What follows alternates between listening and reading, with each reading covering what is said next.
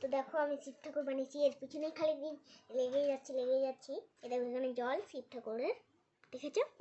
এই যে এখানে অনেকগুলো রং নিয়ে এসেছি। দেখো শিব ঠাকুরটা কেমন, দেখো আমি রং করছি। দেখো অনেকটাই হয়ে গেছে, দেখো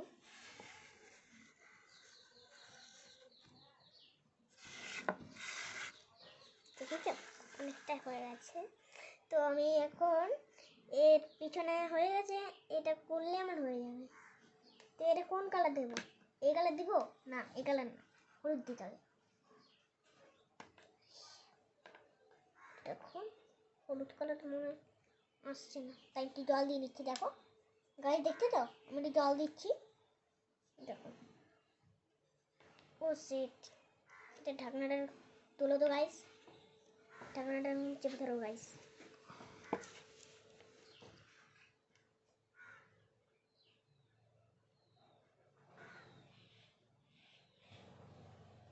ঢাকনা আটকাও।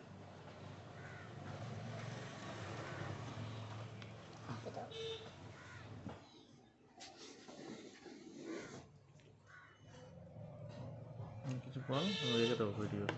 দেখো জলটা আমি এটা ফেলে দিই।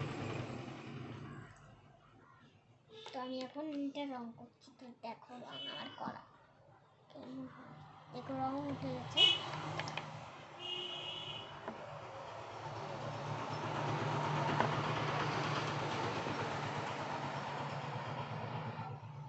দেখেছো?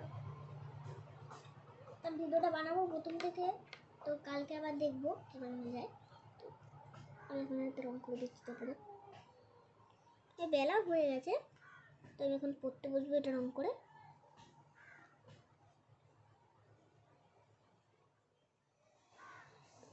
তো এটা আমি তোমাদের সাথে যাবো একটা ভিডিওতে।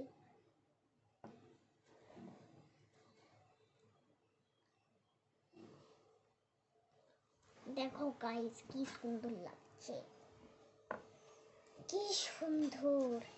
এবার তো আমি এটা জলটা ফেলে দেবো, এটা ধুয়ে নিই আমি। তো বাইরে একটা জল আছে, তো তোমার আমি দেখাচ্ছি।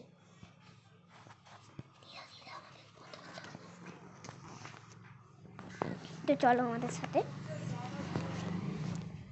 ঠাকুরটা আমি পৌঁছে আসছি। চলো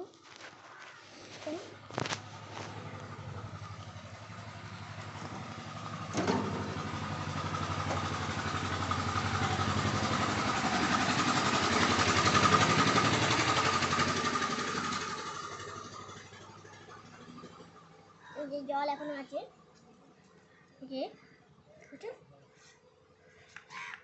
আমি তুলিটা এখানেই ধরবো। তো আমাদের সাথে চলো তুলিটা নিয়ে তুলি, আর এই জলটা ওখানে ফেলে দেবো, যাতে মনে হয় ওখানে একটা ঠাকুর ভাসে রয়েছে।